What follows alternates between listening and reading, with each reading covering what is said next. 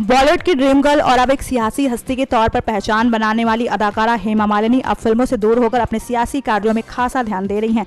हेमा मालिनी अपने सियासी कामों के लिए दौरे भी करती रहती हैं। इन्हीं दौरों के दौरान हेमा हाल ही में यूपी के जिले मेरठ पहुंची थी, जहां वो भारतीय जनता पार्टी की तरफ से चुनाव प्रचार करने के लिए गई थी। इसी दौरान उनके साथ कुछ ऐसा घटित हुआ जो खबरें बनते देर नहीं लगा।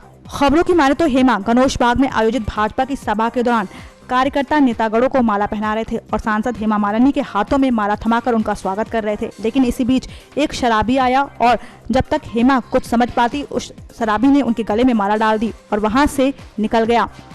लेकिन कहा जाता है हेमा अपने साथ हुए इस वाक्य को देखकर हैरान हो गई थी, लेकिन हंसते हुए उन्होंने इस बात को टाल दिया था।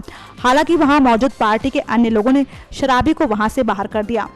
आपको बता दें, उत्तर प्रदेश में इन दिनों विधानसभा चुनाव चल रहे हैं। हेमा का नाम भारतीय जनता पार्टी की स्टार प्रचारकों की सूची में शामिल किया गया है।